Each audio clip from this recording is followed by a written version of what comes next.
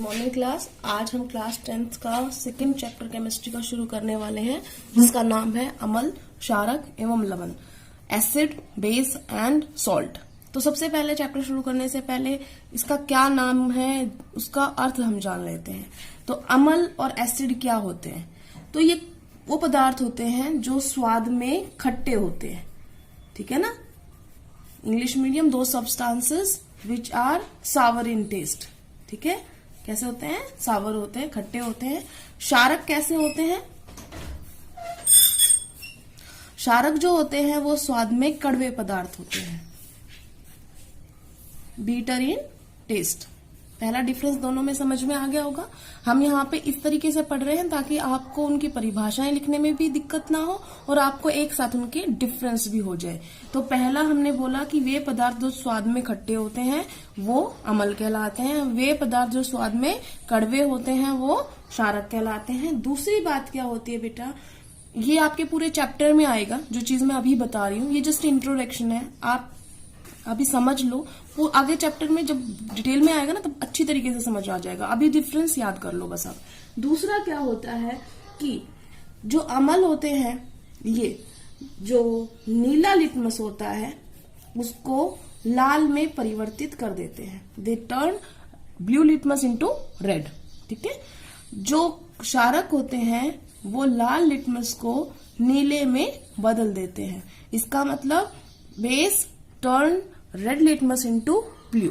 तो आप इसको याद करने के लिए ये कर सकते हो, बेस है वो बी बनाता है, बी से बी शुरू हो रहा है ना, तो ये याद करने के लिए बिल्कुल सही है कि रेड से ब्लू, बी से बेस, बी से ब्लू बना देगा। तो ये याद रख लो, उल्टा वाला अपने आप याद हो जाएगा। तो तरीके होता है इसको याद करने का। तो अब दो डेफिनेशन हो चुकी है बेटा। अम्ल वो खट्टे पदार्थ होते हैं जो नीले लिटमस को लाल में परिवर्तित कर देते हैं। क्षारक वो पदार्थ होते हैं जो स्वाद में कड़वे होते हैं और लाल लिटमस को नीले में बदल देते हैं। अब तीसरा जो है, जो आपको अभी नहीं पता है, अभी जो अम्ल होते हैं अगर इनको हम पानी में घोल देते हैं, ठीक है ना, इनका विलयन बना देते हैं, तो ये हमें जलीय विलयन में H+ आयन देते हैं, ठीक है ना। जलीय विलयन में कौन से आयन दे रहे हैं? H+ ion. अम्ल के लिए हम अगर इंग्लिश मीडियम में लिखेंगे तो क्या कहेंगे? दे प्रोड्यूस या दे फर्निश H+ आयन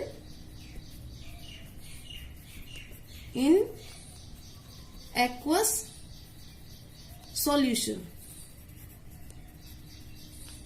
जबकि ये क्या देते हैं जलीय विलयन में? OH- hydroxide ion. तो आपने लिखना है they furnish OH- ions in aqueous solution. अब अगला बात करते हैं, एक और होता है बेटा पीएच स्केल। जो पीएच स्केल होता है उसमें जो अम्ल होते हैं उनका पीएच 1 से शुरू होके 7 से कम रहता है, ठीक है। 6, 5, 4, 3, 2, 1। तो ये सारे क्या हैं? ये अम्ल है जिनका पीएच 1 से लेके 7 होगा, वो एसिड है। अब इनका पीएच जो होता है वो 7 से ज्यादा, और 7 से लेकर ज्यादा हो गया, 7 को नहीं लेना, ठीक है ना। 7 कभी भी नहीं होता बेस, 7 उदासीन होता है, न्यूट्रल होता है। तो 7 से ज्यादा लेकर कहां से 14 तक, 14 तक, ठीक है ना।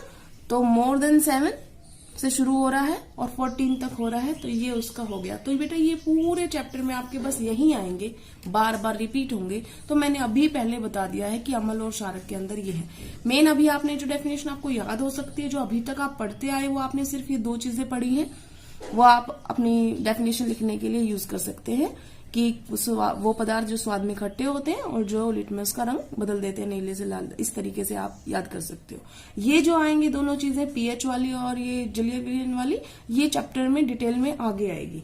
तो आपको घबराने की जरूरत नहीं है कि मैम ने क्या लिख दिया है, ठीक है। ये बाद में डिटेल में आएगी।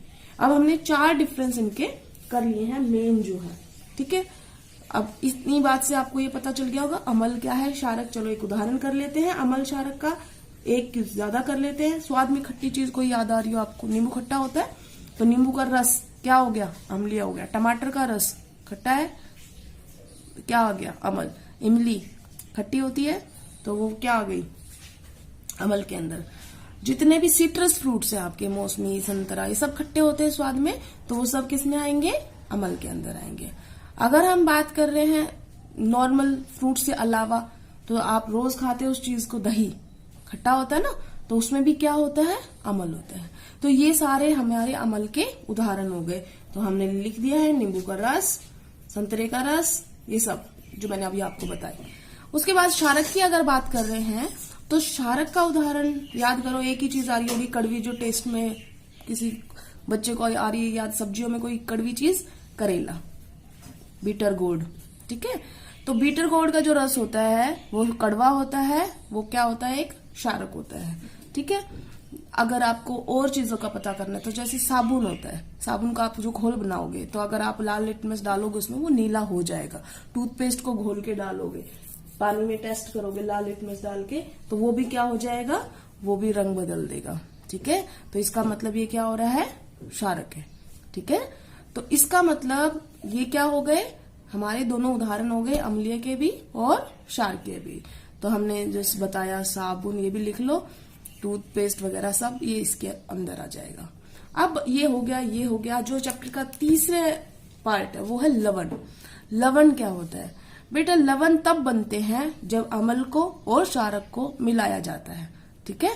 तो सॉल्ट वो सब्सटेंस है जब अम्ल और क्षारक, एसिड और बेस कंबाइन करते हैं, रिएक्ट करते हैं, तब जो कंपाउंड बनेगा वो लवण होते हैं, ठीक है। ये आपके और आगे आएगा। तो इतना मेरे ख्याल से आज आपको समझ में आ गया है। आपने आज का काम यही है, आपने एसिड और बेस के बीच में इंग्लिश मीडियम ने इंग्लिश में लिखना है, हिंदी मीडियम वालों ने हिंदी में लिखना है। अगर आपको दिक्कत आ रही है तो मुझे बताना, ठीक है। Thank you class.